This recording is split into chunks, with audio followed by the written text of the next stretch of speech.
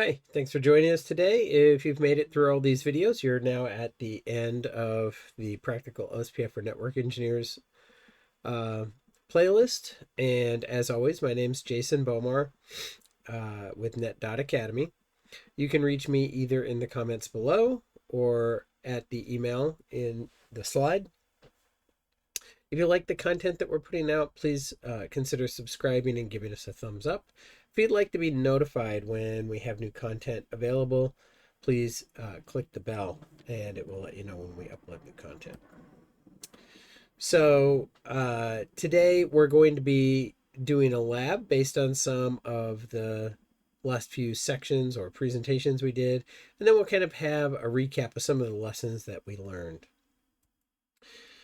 So this should look pretty familiar as a topology to most of you. And as always, if you would like the YAML files that I use to build this in Cisco Modeling Labs, you can just email me and I'll be happy to send them over to you. That being said, it's probably just as easy for you to do it on your own.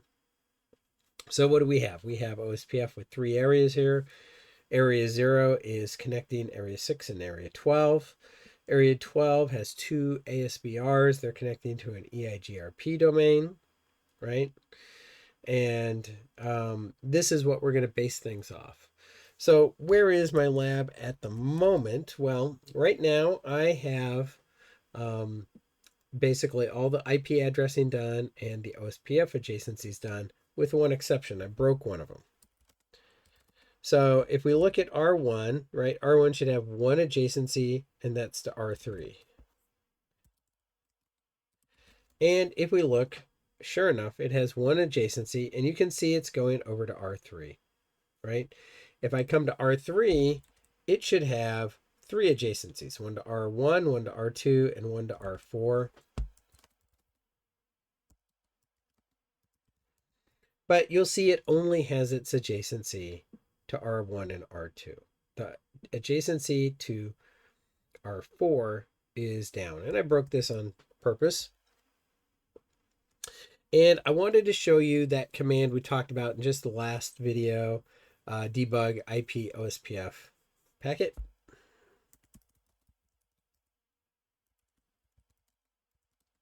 Or I'm sorry, debug IP OSPF adjacency. The packet one can have a lot of output. I wouldn't recommend that one unless you tie it down with an ACL or something like that. And if we do this, you can see what the issue is. I have authentication configured, but it's telling me that I've got a mismatched authentication type, right? Input packet specified type 2. If you recall, type 2 means MD5. And my type, meaning local here to R3, is type 0, meaning no authentication. We mostly talked about type 1 and type 2. Type 1 is clear text. Type 2 is MD5. Type 0 technically means you're not doing any authentication, right? So in this case, you can kind of see the reason my adjacency isn't coming up is because my authentication type is not matched. One side is not doing any authentication, type 0, and the other side is trying to do type 2, which is MD5.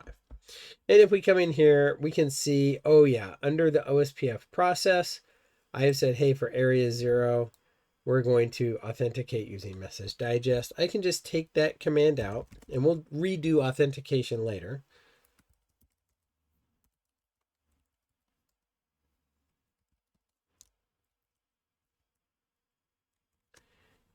If we do that, and then we come back here,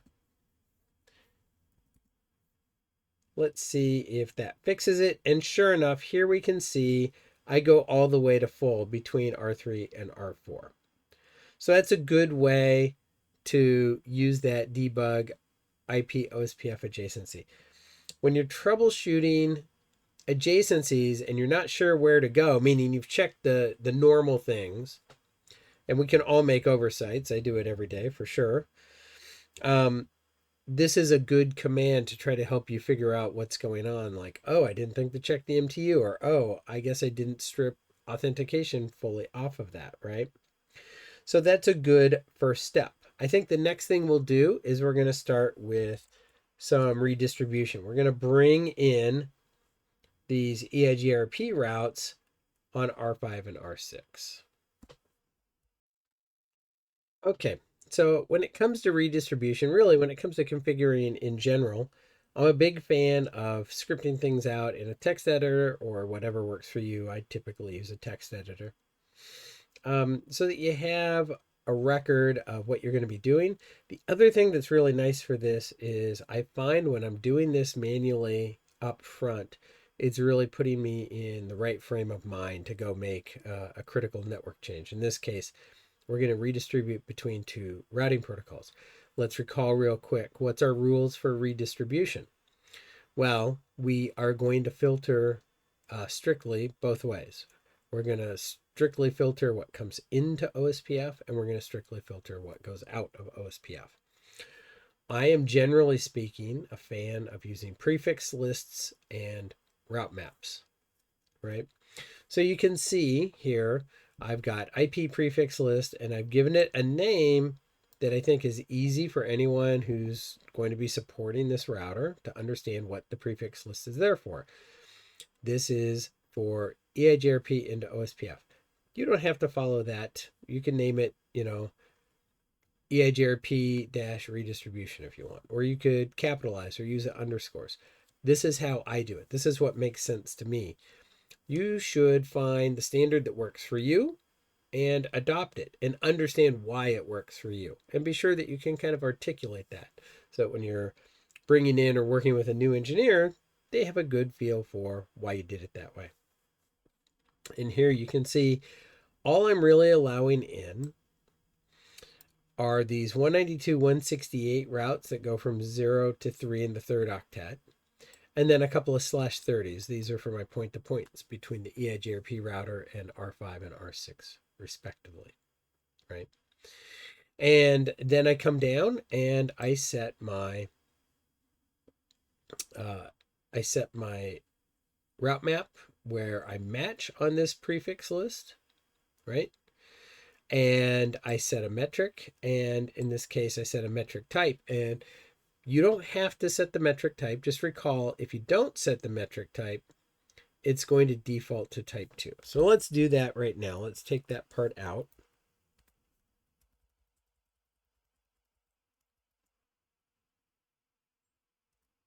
Right?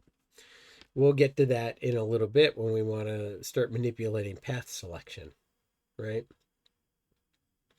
So I want to point out we're already doing route filtering. This isn't specific to OSPF, but it's our first opportunity to touch route filtering in OSPF. Namely, I'm only allowing in routes that are permitted in the combination of prefix list and route map. Always remember that when you're working with route maps, you have a default deny at the next step, right? So in this case, I've got a single step in my route map, step 5, and I'm matching on this prefix list and I'm setting this metric. There is another implicit route map step. We'll just call it step infinite, really. It's basically like the implicit deny all at the end of an ACL. Same thing, really. That just says, hey, deny, right? And it doesn't have any match criteria or any set criteria. It just says, if you didn't match explicitly one of these steps above, then deny. So we're already doing filtering in a sense. So let's go ahead and grab this and we'll put this in our R5.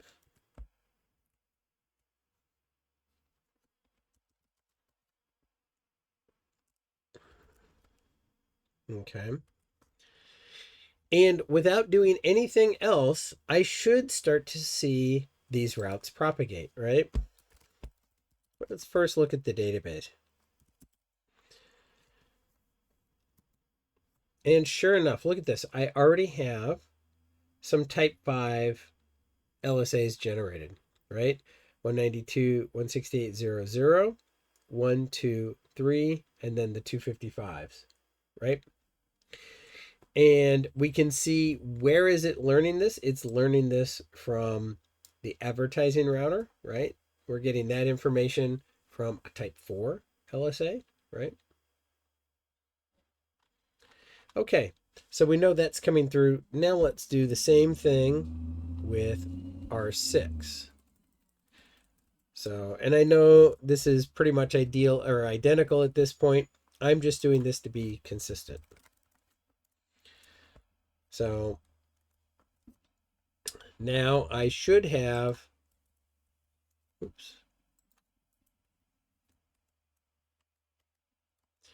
Yep. And now you see I've doubled up on my type 5 LSAs, right? You can see where I've kind of doubled up. I've got one from 5.5 and one from 6.6. And it goes on down the list like that. And this is pretty standard, right? Now, let's think a little bit about path selection. Okay, so now that we have our EIGRP routes in, let's do a little traffic manipulation, right? And let's say for the moment that while I learn all these prefixes on R5 and R6, I always want to take R6 if it's available.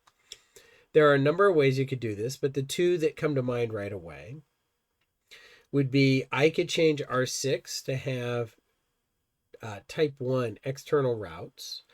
Remember, a type 1 is always preferred over a type 2. And remember that a type 2 is the default external type. The other option is I could turn route summarization on R5.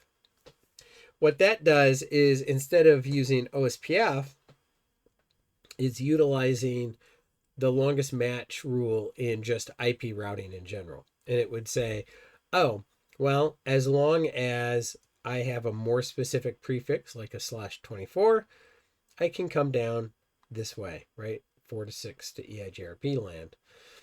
However, once, let's say the link between R6 and EIGRP goes down, I would fail over automatically to R5, which has the summary route. There are some downsides to this, right? Meaning if the link between R6 and EIGRP is not down, but rather, let's say the 192.168.2.0/24 network is down, I'm not going to take the R4 to R6, but I'm going to continue to send that traffic from R4 to R5, right? So in our case, I think what we're going to do is we're going to take R6, right? And make that a type 1 external. So let's come over to our routers real quick. Let's first verify. You can kind of see here are my externals, and you can see that they're all type 2s, right? And they're all load balanced right now. So I'm going to come over to R6, and if I do a show run, we'll see that we've got our route map in here.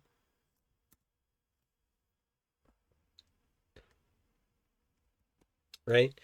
And the only thing we're setting is the metric to be 100. The other thing we could do, by the way, we could lower the metric, right? We could just say, hey, set metric to 90.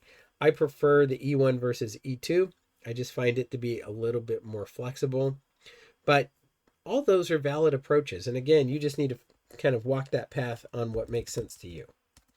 Let's come on into our route map. And do a set.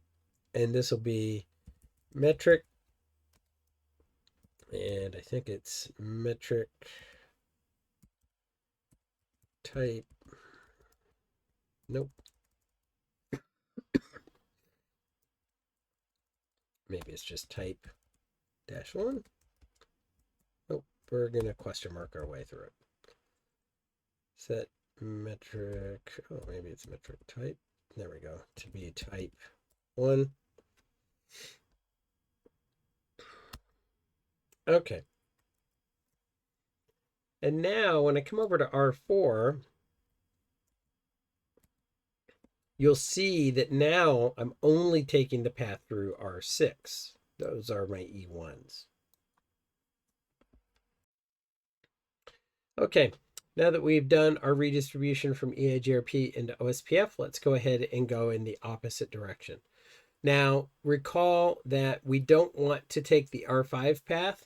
So you'll see when I set the metric down here in the route map, I've reduced the bandwidth from 10,000 or 100,000, sorry, to 1,000. This is just so that I artificially lower that, or maybe it's not even artificial, but I'm lowering that metric somehow, right? So similar concept applies, but EIGRP doesn't have that E1, E2 mechanism. So the easiest way for us to do that is to probably just lower the EIGRP metric. So let's just go ahead and do this real quick.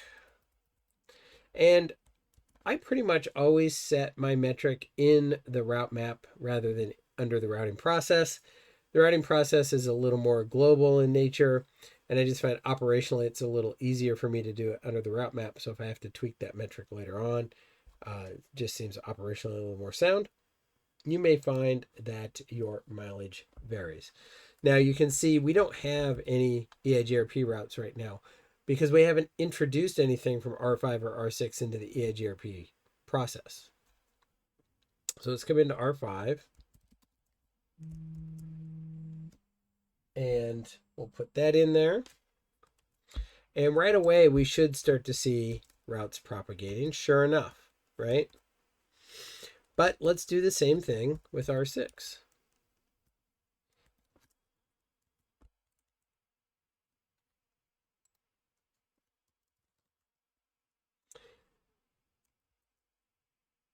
Okay. EIGRP is a very fast protocol, by the way, so it's probably already taken effect. And you will see that my router that I'm learning the routes via has changed, right? When I only had R5, it was at 192.168.255.1. Once I put in the better metric on R6, you can see the path automatically just fails over to there. And now we should have bidirectional traffic. I should be able to ping, like for example, 10.6.1.1. And it should come all the way across. That's going from R7 or the EIGRP router all the way over to the other end. Here on R1, right? So I'm traversing 6 to 4 to 3 to 1. Okay, so that's both how we're going to do redistribution as well as filtering at the ASBR. And to be clear, we truly do have a filter here, because if I came in and I did added another network, I don't know, we'll go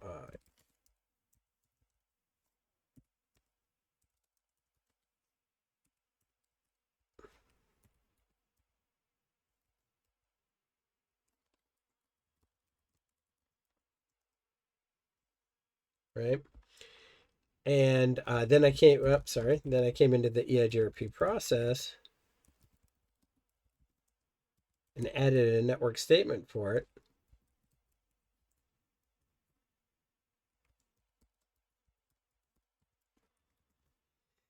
It will propagate within EIGRP. If I do a show IP route EIGRP, it will show up. But if I come back out of the ASBR, we will see that no 10 route exists, right? We don't have 192.168.10. That's because we are doing filtering at that ASBR, right? The other side can't just introduce routes. This is why you never want to do just like a, hey, redistribute unthrottled type of configuration. It could really end up taking you down. But what if we wanted to further filter routes from leaving area 12, right? So just as a reminder, our areas are like this. What if I said, hey, I don't want certain routes to leave area 12 and go across the backbone and into area 6? So let's go ahead and take a look at that next. So in this area, in this instance, we want to try to filter maybe a prefix out of area 12 from leaving that area, right? In our case, I come over to the lab, I've created a loopback 5, and it's addressed out of the range that we would normally reserve for area 6. It's a 10.6. Maybe they moved the router from area 6 over to area 12. And maybe area 6 called up and said, hey, I don't care if you reuse that router, but Could you remove that address? Maybe they say, well, we can't remove it. We're using it. It's in production, but we could at least filter it from you, right? We talked about this, I think, in session 7 when we went through filter lists. And so over on the ABR, oops, got a little typo here. We're going to go ahead and set up a prefix list. I call this one ABR-filter-list. And I'm going to deny the prefix that I want filtered and permit all other prefixes, right? In this case, I'm denying the 10.6.255.0/24. And then I'm permitting everything else. That's what the quad 0/0 with a less than or equal to 32 means. And then under the routing process, I will do a filter list, an area filter list command. So I say, hey, in area 12, I want to create a filter list. I'm going to reference my prefix list, and then I need to give it a direction. The direction can sometimes be a little confusing. So let's do a little question mark. Oops, sorry, I thought I'd copied that.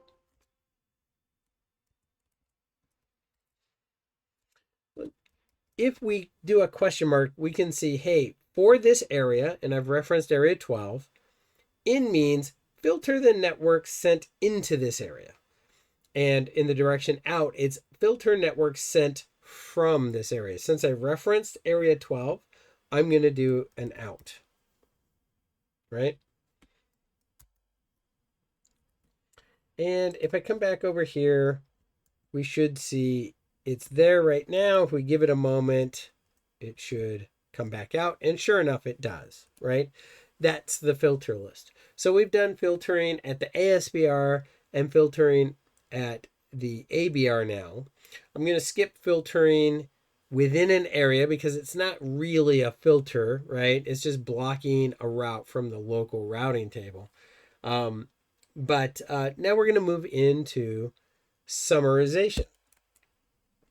So we've got two types of summarization, and those can also be done at the ASBR or the ABR. So as a reminder, now I'm on one of my two ASBRs. R5 and R6 are both ASBRs. And I'm on here, so let's go into the config.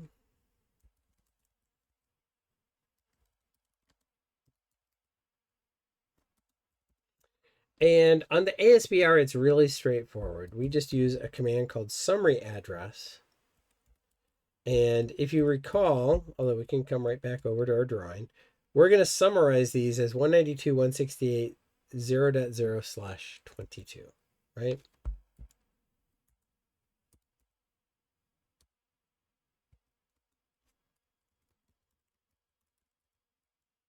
Okay. Some versions of code, I think like on the NXOS platform, you can use slash notation, which I definitely prefer. But in some versions of code, like what I'm running here, you're going to have to actually type in the net mask. It should be fine either way. Okay. And if I don't replicate that on R6, I will be summarizing out just R5. If I come over to R4 and we take a look,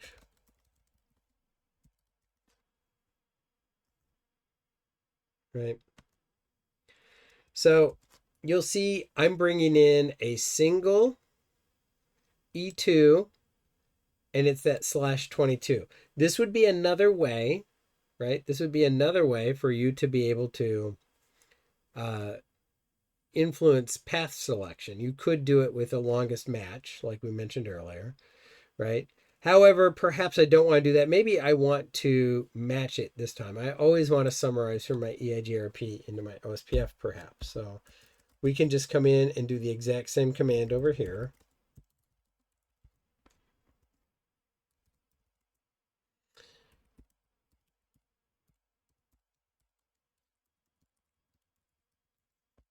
Okay.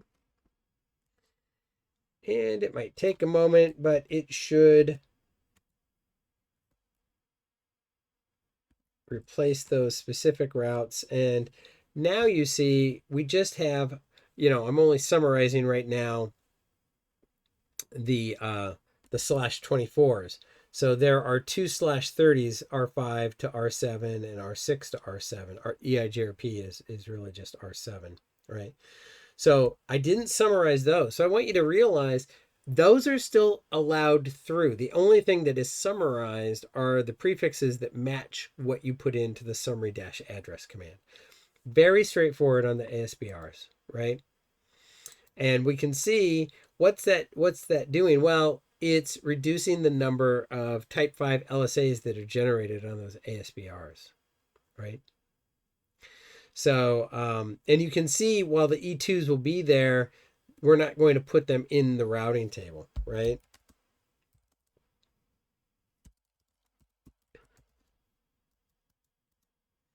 They're not going to go in the routing table. And look, we have all these other routes in here, right? And we have both summary routes, both the E1 and the E2, right? But the only one that makes it to the routing table is the E1, because the E1 will always be picked over an E2. And that's how we do summarization at the ASBR. What about if I want to summarize at the ABR, right? So my ABR, I could pick R3 or R4. Let's say I want to filter area 12, right? Maybe area 6 is saying, hey, I don't want all these prefixes from area 12. It's just too many routes, and my routing table doesn't need to be that large. Can you please summarize those to me? Maybe you're sending me 3,000 different routes, and they all summarize into 10.12.0.0/16. Well, we can do that as well. Let's come into R4 real quick. And we do that with the area range command, right?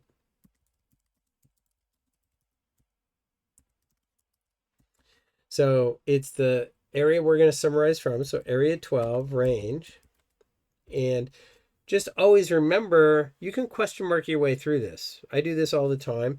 In this case, we're just going to say, hey, 10.12.0.0. And my can't use slash notation again, so you need to put in my mask, but that's really easy on a class B, right? Okay.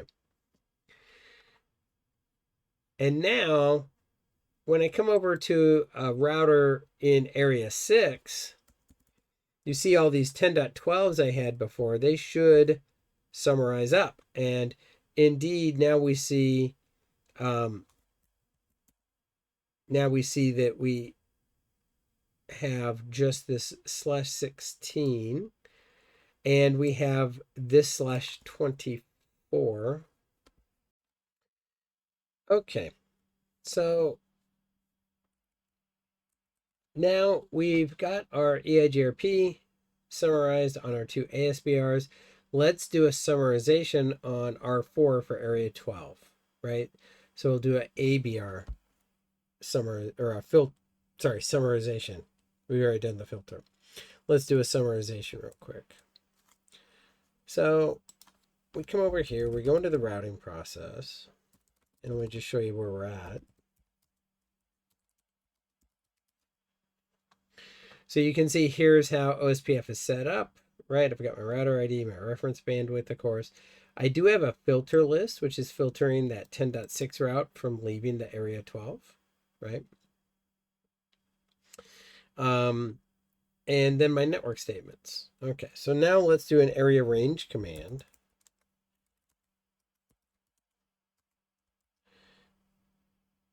Oops, sorry, I'm not in the OSPF process.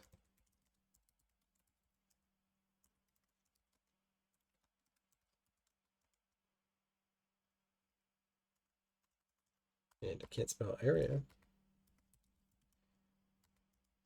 Okay, and it'll say, okay, what do you want to match? Well, we know that we want to do 10.12.0.0, 555, oops, 0.0. We get that from over here. You can see that I'm summarizing all of area 12 to 10.12.0.0/16. And now if I come over to R1, for example, you see that the 10.12s are brought down to a single prefix, right? And it's that /16. Let's do the same thing on router 3 for area 6.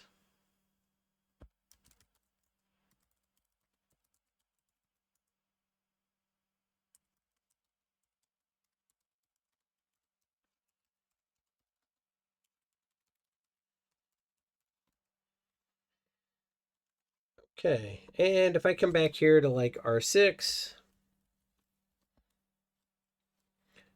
if we give it a moment, it should pop down. And sure enough, now I've just got this 10.6. I've got this.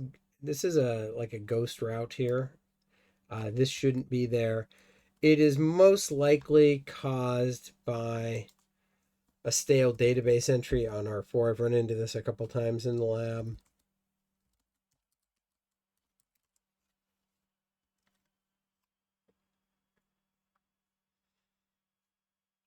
What was it again? It was 10. I'm sorry, 10.6.255 is my area 12 route. Sorry. I'd been fighting another problem earlier on.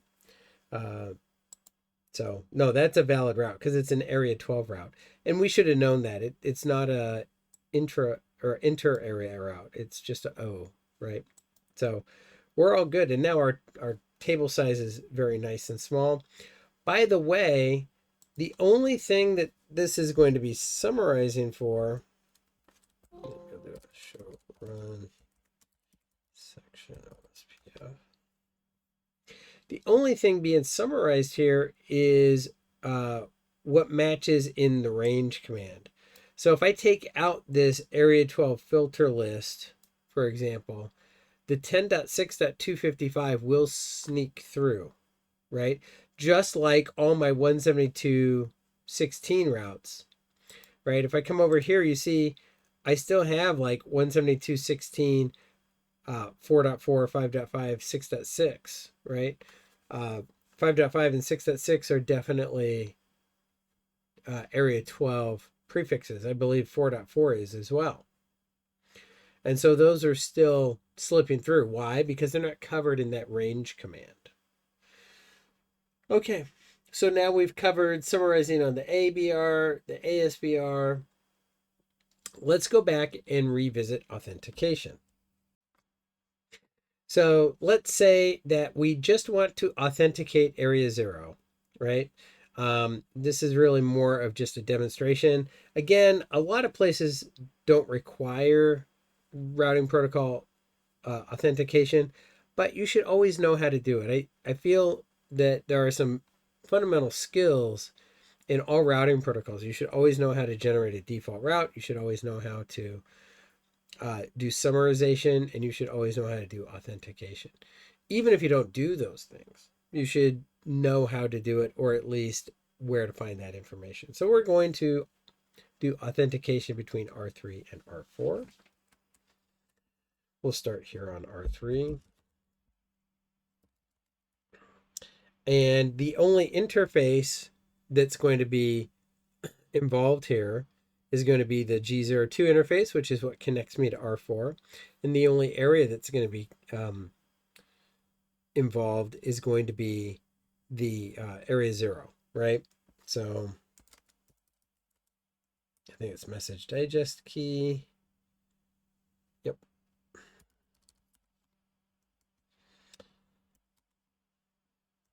And then, yeah. And let's go ahead and put that in, and then we come down into the routing process.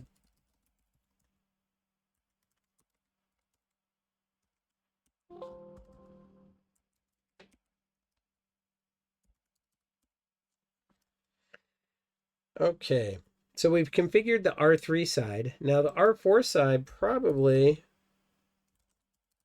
is still up. Yep. You can see here's my G02 interface, which is on R4, his connection into area 0. And it's obviously connected to neighbor 172.16.3.3, which would be router 3. Why is it still up? Because this dead time has not expired.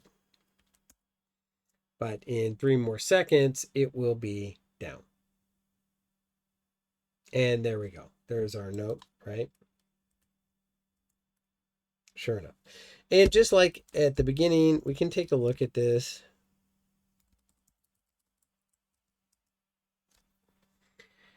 And you will see mismatched authentication type. Again, the other side is specifying a type 2. We're specifying a type 0, meaning we're not authenticating. Let's go ahead and turn off our debug and come in here and fix it or break it in a different way, perhaps.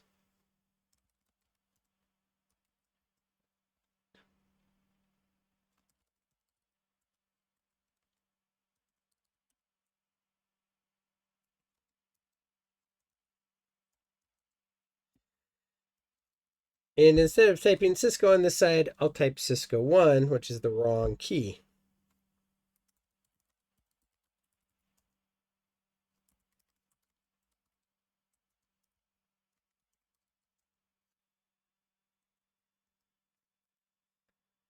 Okay. So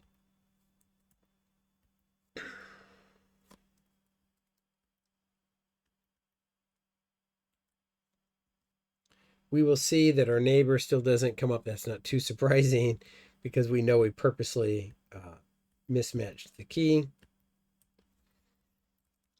Let me just debug.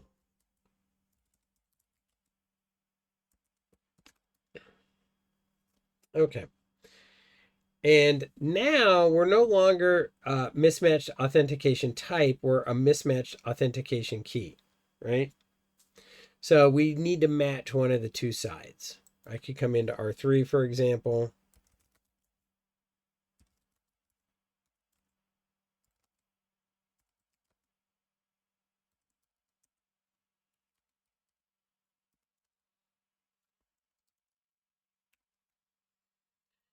And all of a sudden you can see we go from down or non-existent to loading is full. This is why I mentioned that command with the debug it's a very helpful command. We all have those moments, of course, when we don't understand something's not matching and we just aren't seeing it, right? It could be an MTU, it could be a key, it could be an area ID, any of those. And if we don't see it, we just don't see it. That covers most of the items from the last 3 sections. Let's come back in and just wrap up here. Okay, so overall in this session, some key things we talked about. We're always going to adjust the reference bandwidth in OSPF. When I say always, it's your network. You can run it the way you want, but this would be my recommendation, right? It's based off of 100 meg, so 100 meg is the same as a gig, 100 meg is the same as 10 gig, 40 gig, 100 gig, etc. We're always going to set the router ID, and preferably we're going to set the router ID to be our loopback address that we use for management. We should know the difference between a point-to-point and a broadcast network type. We should really know these router roles, the ABR, the ASBR, and the area router, because those greatly influence things like our LSA types. Remember, we need to know the difference between our internal LSAs, type 1, type 2, type 3, and our external LSAs, type 5, type 7, and type 4. We should understand filtering. We can filter at the ASBR or we can filter at the ABR. Slightly different syntax, but similar concept. We should know how to do summarization. Again, ASBR or ABR, or authentication, right?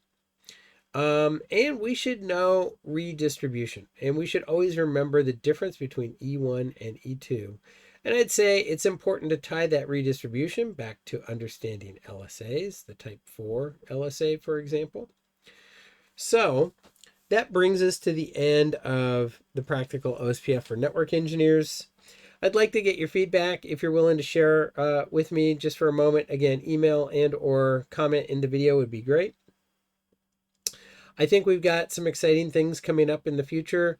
We're going to do some shorter form videos that just cover very small best practices or different pieces of advice or thoughts.